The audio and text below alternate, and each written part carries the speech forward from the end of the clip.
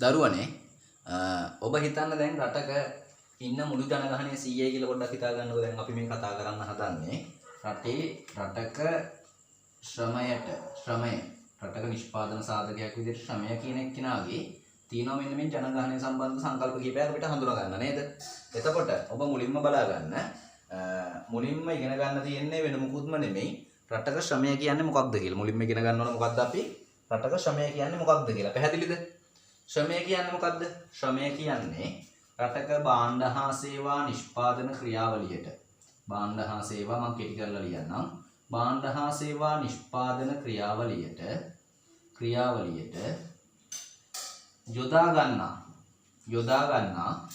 යොදා ගන්නා කායික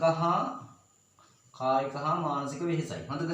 මෙන්න මේ ශ්‍රමය කියන නිෂ්පාදන සාධකය කියන්නේ සජීවී සම්පතක්නේ. එයාගේ පළවෙනි ලක්ෂණය තමයි සජීවී සම්පතක් වීම. දෙවෙනි එක තමයි එයා කැමති සංචලනය කරන්න. මොකක් කරන්නද? සංචලනය කිරීමට හැකියවීම. තේරුණාද? ඒ විතරක් නෙමෙයි. මේ ශ්‍රමය කියන නිෂ්පාදන සාධකයට තවත් ලක්ෂණයක් තියෙනවා. ඒ තමයි එයාට අධ්‍යාපනය හා පුහුණුව තුලින් නැත්නම් පළපුරුද්ද ලබා දීම තුලින් පුළුවන් අපිට එයාගේ ඵලදායීතාවය වැඩි කරගන්න. ඒ විතරක් නෙමෙයි. මේ ශ්‍රමයේ ඉපීම වැටුප් හෝ වේතන විය හැකිය. හරිද? ඔය පිළිබඳව තමයි අපි මුලින්ම හඳුනාගත්තේ. ඊට පස්සේ මෙන්න මේ රටේ ශ්‍රම බලකාය හේවත් නැත්නම් රටක මුළු ජනගහනයට අදාළ සංකල්ප කිහිපයක් හඳුනා ගන්න තියෙනවා. පැහැදිලිද?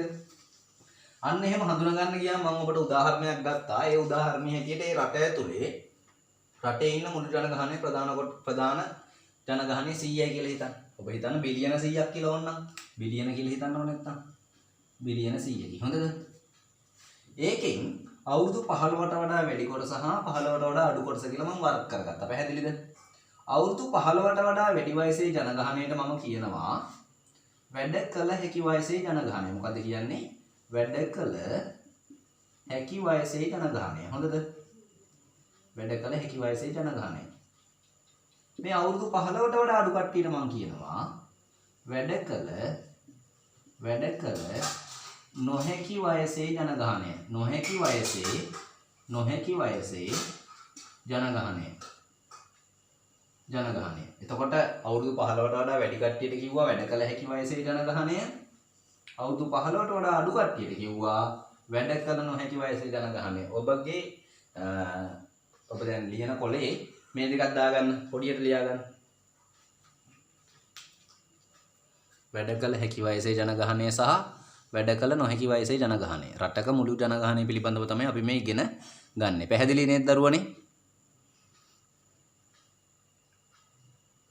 ඒ අනුව දරුවනේ දැන් ඔබට බෝඩ් එකේ දිස්වෙන රූප සටහන අනුව ඔබ දන්නවා රටක ජනගහනය ප්‍රධාන කොටස් දෙකකට අපි බෙදාගත්තා. හරිද? ඊට පස්සේ ඔබ හිතන්න මේ අවුරුදු 15ට වඩා වැඩි වයසේ ජනගහනය රට ඇතුලේ ඉන්නවා කියලා බිලියන 80ක්. ඔබ හිතන්න බිලියන 80ක් ඉන්නේ වැඩ කරන්න පුළුවන් වයසේ ජනගහනය. හොඳද? එතකොට බිලියන 20ක් ඉන්නේ වැඩ කළ නොහැකි වයසේ ජනගහනය. ඔය දෙකක් දාගන්න. මෙන්න මේ වැඩ කළ හැකි වයසේ ජනගහනය දරුවනේ නැවත සකස් වෙලා තියෙනවා. නැත්තම් මේ වැඩ කළ හැකි මුළු ජනගහනය ඇතුලේ ප්‍රධාන කොටස් දෙකක් ඉන්නවා. ඒ තමයි ආර්ථික වශයෙන්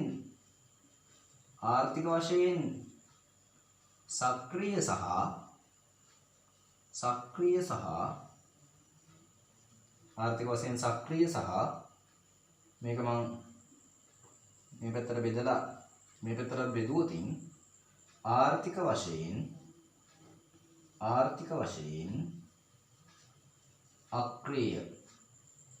අක්‍රිය. ඔන්න ඔය කොටස් දෙකක් වර්ග කරගන්න. මම දැන් තව චුට්ටකින් පැහැදිලි කිරීමක් කරන්නම් දරුවන්ට. හොඳද? ආර්ථික වශයෙන් සක්‍රිය සහ ආර්ථික වශයෙන් අක්‍රිය කියලා නැවත කොටස් දෙකකට බෙදා ගන්නවා. හොඳද? ආර්ථික වශයෙන් සක්‍රිය සහ ආර්ථික වශයෙන් අක්‍රිය කියලා නැවතත් කොටස් දෙකකට බෙදා ගන්නවා. ඊට පස්සේ මෙන්න මේ ආර්ථික වශයෙන් සක්‍රීය හා මේ ආර්ථික වශයෙන් මෙන්න මේ ආර්ථික වශයෙන් සක්‍රීය හා අක්‍රීය කියන එක. සක්‍රීය හා අක්‍රීය කියන එක ඕනනම් ඔබ මේ බිලියන 60 බිලියන 80 සක්‍රීය 60යි අක්‍රීය 20යි කියලා දාගන්නකො. එතකොට මෙයා පිළිබඳ තව වර්ග කිරීමක් පල්ලෙහාට නැහැ. හොඳද? ආර්ථික වශයෙන් සක්‍රීය 60යි අක්‍රීය 80යි බිලියන 80යි. කොහොම දාගෙන මෙන්න මේ සක්‍රීය අක්‍රීය කතාව මොකක්ද කියන එක හොඳට අහගෙන ඉන්නකො.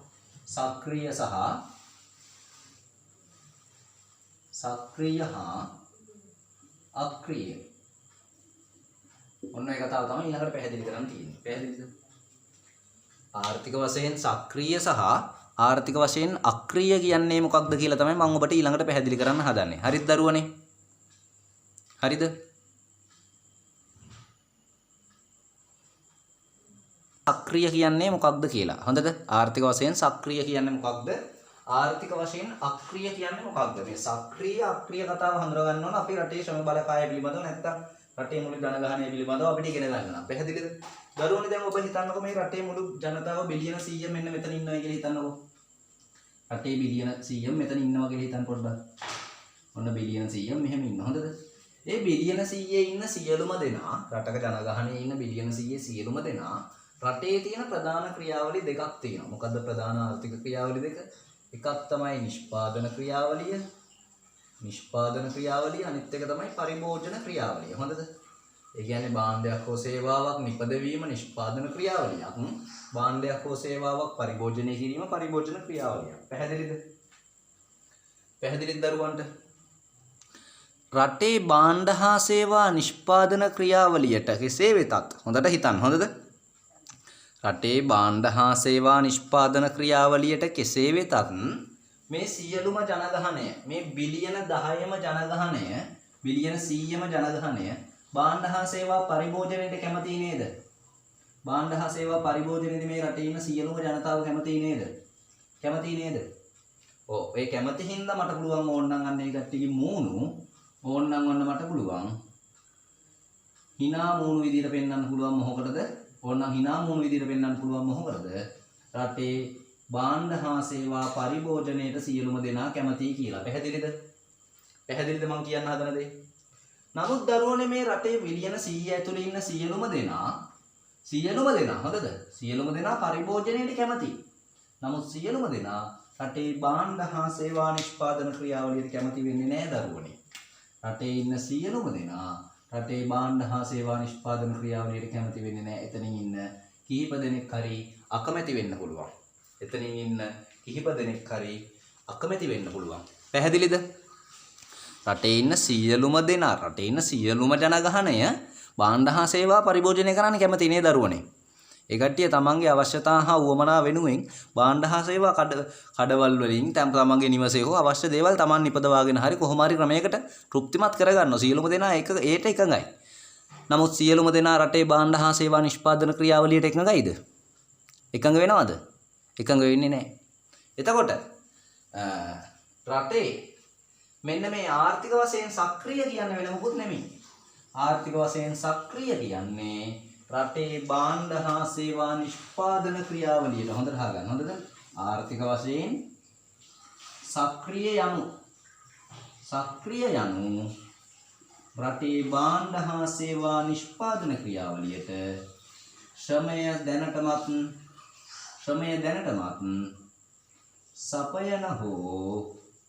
සපයන හෝ එසේ සැපයීමට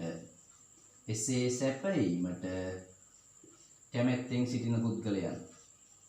සිටින පුද්ගලයන් මෙන්න මේ ආර්ථික වශයෙන් සක්‍රීය ජනගහනයට අපි තවත් නමක් කියනවා. ඒ තමයි රටක ශ්‍රම බලකාය. කවුද? රටක ශ්‍රම බලකාය. දරුවනේ රටක ඉන්න සියලුම ජනතාව රටේ භාණ්ඩ හා සේවා පරිභෝජනයට කැමතියි. නමුත් රටක ඉන්න සියලුම ජනගහනය රටක භාණ්ඩ හා සේවා නිෂ්පාදන කාර්යයට කැමති වෙන්නේ නැහැ. දායක වෙන්න කැමති නැහැ. ඉතින් මේකට දායක වෙන්නේ ටික දෙනයි. අපි හොයන්න හදන්නේ මේ රටේ මුළු ජනගහනය ඇතුළෙන් හොයාගෙන ඇවිල්ලා වෙන කාවවත් නෙමෙයි අපේ ශ්‍රම බලකාය හේවත් රටේ භාණ්ඩ හා සේවා නිෂ්පාදන ක්‍රියාවලියට දැනට දායක වෙන්නේ කවුද සහ දැනට දායක වීමට කැමැත්තෙන් ඉන්නේ කවුද කියලා. මේ ආර්ථික වශයෙන් කියන්නේ වැඩ කළ හැකි වයසේ ජනගහනය ඇතුලේ ප්‍රධාන කොටස් දෙකකට බෙදුවේ ඒකයි. සිය කැමැත්තෙන්ම සක්‍රීය කට්ටිය සහ අක්‍රීය කට්ටිය. අක්‍රීය කියලා කියනකොට මෙන්න මෙතන ඉන්න පාර්ශ්ව 6ක්. මේ අක්‍රීය කොටසේ ඉන්න පාර්ශ්ව 6ක් වෙනම. ඒ කියන්නේ මේ කට්ටිය හැකියාව තියෙනවා. මෙතන ඉන්න කට්ටියට හැකියාව තියෙනවා. හැබැයි මෙතන ඉන්න කට්ටියට හැකියාව තියෙනවද නැහැ. අන්න බලන්න විශේෂත්වය. මෙතන ඉන්න අවුරුදු 15ට වඩා අඩු වයසේ ජනගහනයට භාණ්ඩ හා සේවා නිෂ්පාදනයට දායක වෙන්න හැකියාවක් නැහැ. නමුත් මේ කට්ටිය හැකියාව තියාගෙන කීසිය කැමැත්තෙන් දායක වෙන්නේ නැහැ. අන්න එහෙම පාර්ශ්ව 6ක් ඉන්නවා. මේ ආර්ථික වශයෙන් සක්‍රීය කට්ටිය හේවත්. ඒ කියන්නේ දැනට ශ්‍රමයේ සපයන කට්ටිය හා සැපයීමට කැමැත්තෙන් ඉන්න කට්ටිය ප්‍රධාන කොටස් දෙකකට බෙදෙනවා. එකක් තමයි සේවා නියුක්ත ජනගහනය. අනිත් එක තමයි සේවා වියුක්ත ජනගහනය. පැහැදිලිද දරුවන්ට? රටක ඉන්න සියලුම ජනතාව රටේ භාණ්ඩ හා සේවා නිෂ්පාදන ක්‍රියාවලියට දායක වෙන්න කැමතිද? සියලුම ජනතාව භාණ්ඩ හා සේවා නිෂ්පාදන ක්‍රියාවලියට දායක වෙන්න කැමතිද? නැහැ. සියලුම දෙනා කැමති නැහැ. සියලුම දෙනා කැමති මොන ක්‍රියාවලියටද? භාණ්ඩ හා සේවා පරිභෝජන ක්‍රියාවලියට නේද? සියලුම දෙනා කැමති රටේ භාණ්ඩ හා සේවා පරිභෝජන ක්‍රියාවලියට. නමුත් දරුවනේ රටක ඉන්න සියලුම ජනගහනය භාණ්ඩ හා සේවා නිෂ්පාදන ක්‍රියාවලියට කැමැත්තක් දක්වනවද? නැහැ. පැහැදිලි නේද? එතකොට අපි හඳුනාගත්තා රටක මුළු ජනගහනය පිළිබඳව. මේ මුළු ජනගහනයේ ප්‍රධාන කොටස් කීයකට බෙදනවද දරුවනේ? දෙකකට බෙදෙනවා. අවුරුදු 15ට වැඩි වයසේ ජනගහනය සහ අවුරුදු 15ට වඩා අඩු වයසේ ජනගහනය. අවුරුදු 15ට වඩා වැඩි වයසේ ජනගහනයට කියනවා වැඩ කළ හැකි වයසේ ජනගහනය. අවුරුදු 15ට වඩා අඩු වයසේ ජනගහනයට කියනවා වැඩ කළ නොහැකි වයසේ ජනගහනය. ඒ වගේම වැඩ කළ හැකි වයසේ ජනගහනය බෙදා ගන්නවා ප්‍රධාන කොටස් දෙකකට. ආර්ථික වශයෙන් සක්‍රීය සහ අක්‍රීය. පැහැදිලිද? ඔබට අර ආර්ථික වශයෙන් සක්‍රීය සහ අක්‍රීය කතාව පැහැදිලි කරන්න තමයි මම ඔය මූණු ඇඳලි වෙලා නිෂ්පාදන කටයුත්තයි පරිභෝජන කටයුත්තයි පාවිච්චි කරේ. ආර්ථික වශයෙන් සක්‍රීය කියන්නේ රටේ භාණ්ඩ හා සේවා නිෂ්පාදන ක්‍රියාවලියට දැනටම ශ්‍රමයේ සපයන හා ශ්‍රමය සැපීමට බලාපොරොත්තුවක් තියෙන පුද්ගලයින්. එතකොට ඕනනම් ඔබට මෙතන ආර්ථික වශයෙන් අක්‍රීය කියන එක එහෙම ලියා ගන්න පුළුවන්. ඒ කොහොමද? රටේ භාණ්ඩ හා සේවා නිෂ්පාදන ක්‍රියාවලියට සිය ශ්‍රමය සැපීමට දායක නොවන පාර්ශවය කියලා. පැහැදිලිද? ආර්ථික වශයෙන් සක්‍රීය එහෙමනම් අක්‍රීය අරමයි. මේ සක්‍රීය කට්ටියනම කියනවා තවත් නමක් රටක ශ්‍රම බලකාය. රටක ශ්‍රම බලකාය කියන්නේ ඔන්න ඔය කට්ටිය. ඊට පස්සේ මම මෙන්න මේ ආර්ථික වශයෙන් අක්‍රීය ඉන්නවා ප්‍රධාන පාර්ශ්ව 6ක්. ඒ කියන්නේ හැකියාව තියාගෙන රටේ භාණ්ඩ හා සේවා නිෂ්පාදන ක්‍රියාවලියට දායක වෙන්නේ නැති පාර්ශ්ව 6 මෙතන ඔබට ඉඩමදී මට මම එහෙනම් මෙතන පාවිච්චි කරනවා. අන්න එතකොට මේකේ යටින් ලියා ගන්න මම මෙතන ලියන ටික හොඳද? මෙතන කොටස් 6ක් තියෙනවා. මම ලියන කොටස් 6 මෙන්න මෙතනින් යටින් ඔබ ලියා ගන්න ඕන. පැහැදිලිද? පැහැදිලිද දරුවන්ට? ඒ කියන්නේ දැනට හැකියාව තියාගෙන දැනටමත් රටේ භාණ්ඩ හා සේවා නිෂ්පාදන ක්‍රියාවලියට දායක වෙන්නේ නැති පාර්ශ්ව 6. හොඳද? පැහැදිලි නේද? දරුවනේ. එතකොට මේ බලන්න තමයි. හොඳේ? දැන් මේ ආර්ථික වශයෙන් අක්‍රීය කට්ටියගේ පළවෙනිම එක්කෙනා තමයි ඔබගේ නිවසේ ඉන්න අම්මා. ගෘහණිය. දැන් එයා රැකියාවක් කරනවා නම් මේ අහන්නකො. එයා රැකියාවක් කරනවා නම් එයා අයිති වෙන්නේ කෙලින්ම ආර්ථික වශයෙන් සක්‍රීය පාර්ශවයට. තේරුණාද? එයා රැකියාවක් නොකරනවා නම් විතරයි ගෘහණිය විදියට සලකලා ඉවරලා ආර්ථික වශයෙන් අක්‍රීය පාර්ශවයට හඳුනාගන්නේ. පැහැදිලි නේද? පළවෙනි පාර්ශවය ලියා ගන්න ගෘහණිය. දෙවෙනි පුද්ගලයන් තමයි දරුවනේ අර රාජ්‍ය සේවයේ හෝ පෞද්ගලික අංශයේ රැකියාවල නිරත වෙලා ඉඳලා විශ්‍රාම ගියපු විශ්‍රාමික පුද්ගලයන්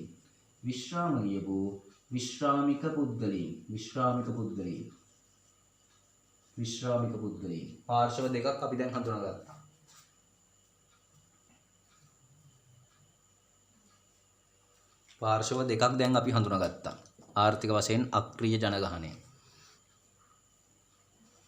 ආර්ථික වශයෙන් අක්‍රීය ජනගහනය. මේ පළවෙනි පාර්ශවයේ මේ දෙවෙනි පාර්ශවයේ මෙන්න ඊළඟට තුන්වෙනි පාර්ශවය ලියාගන්න. තුන්වෙනි පාර්ශවය තමයි දරුවනේ පූජ්‍ය පක්ෂය. පූජ්‍ය පක්ෂයේ ඉන්නවා නම් රැකියා කරන කවුරු හරි එතකොට අයිති වෙන්නේ මෙන්න මේ සේවා මේ ශ්‍රම බලකායට. හොඳද? රටේ ශ්‍රම බලකාය ප්‍රධාන කොටස් දෙකකට බෙදලා තියෙනවා අමතක කරන්න එපා. සේවා නියුක්ත ජනගහනය හා සේවා වියුක්ත ජනගහනය. ඕනනම් සේවා නියුක්ත කට්ටියගේ යටින් ලියලා ලියා ගන්න පුළුවන්. දැනට රැකියාවක නිරත වෙන දැනට රැකියාවක නිරත වෙනවා. සේවා වියුක්ත කට්ටිය ලියන්න පුළුවන් ඕනනම් රැකියාවක නිරත වීමට අපේක්ෂාවෙන් සිටිනවා. හරිද? පූජ්‍ය පක්ෂය. ඊට පස්සේ දිනව දරුවනේ තවත් එක්ක කණ්ඩායමක්. ඒ තමයි ආබාධිතයින්. ආබාධිත පුද්ගලයන්. ඔබ දන්නවා ආබාධිත පුද්ගලයන්ට හැකියාව තියෙනවා පොඩි පොඩි අඩුපාඩු හින්දා කරන්න නැති වෙනවා. ඊළඟට ඔබ වගේ කට්ටිය පූර්ණ කාලීන ශිෂ්‍යයින්. අන්න පස්වෙනිය කවුද? පූර්ණ කාලීන ශිෂ්‍යයින්. පූර්ණ කාලීන ශිෂ්‍යයින්. හයවෙනිය වෙන කවුරුවත් නෙමෙයි දරුවනේ අර ඔබ දකින ඔබගේ ගමේ සහ හැමතැනම ඉන්න ගොඩක් තරුණ පිරිස. ඒ තමයි සිය කැමැත්තෙන් රැකියාව නොකරන පිරිස. සිය කැමැත්තෙන් රැකියා නොකරන පිරිස. එයි දරුවනේ ඔබ බලන්න මේ පාර්ශව 6 හැකියාව තියෙනවා. තේරුණාද? එතකොට ඒ කට්ටිය ආර්ථික වශයෙන් අක්‍රීයයි. භාණ්ඩ හා සේවා නිෂ්පාදන ක්‍රියාවලියට දායක වෙන්නේ නැහැ. එතකොට ඔබට පේනවා රටේ ජනගහනය 20ක් ඉන්නේ හැම. එතකොට රටේ ජනගහනයෙන් බිලියන 60ක් ඉන්නේ කැමැත්තෙන් දායක වෙන හා දායක වීමට කැමැත්තෙන් සිටින පුද්ගලයන්. පැහැදිලිද?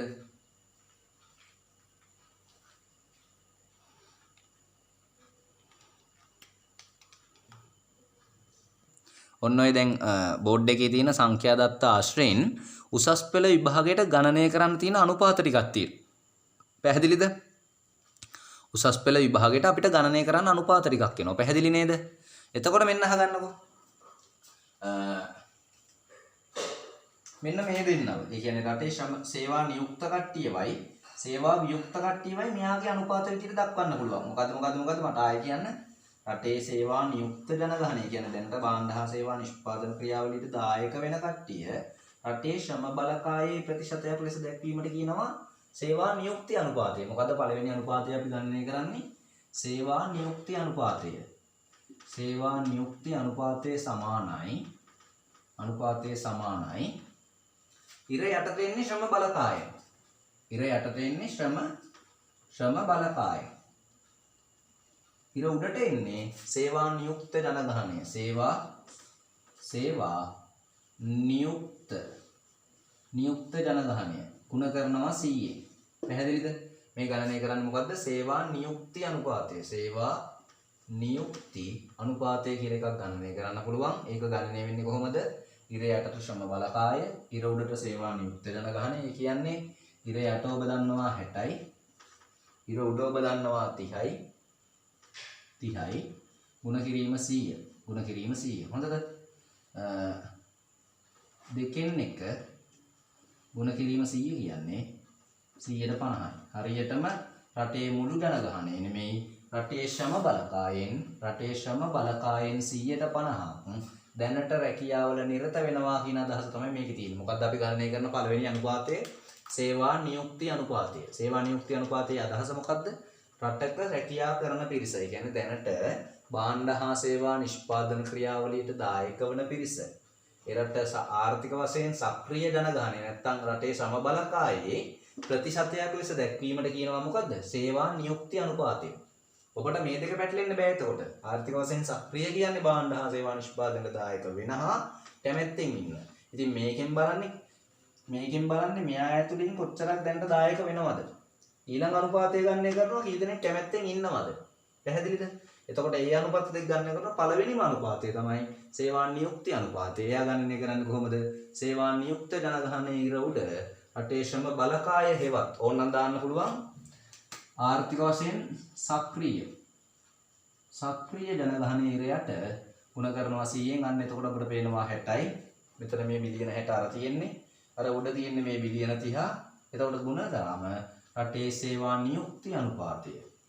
සේවා නියුක්ති අනුපාතය කීයද? 100ට 50යි කියලා අපිට ගණනය කරගන්න පුළුවන්. ඕකත් ලියා ගන්න දරුවනේ. ඕකත් ලියා ගන්න.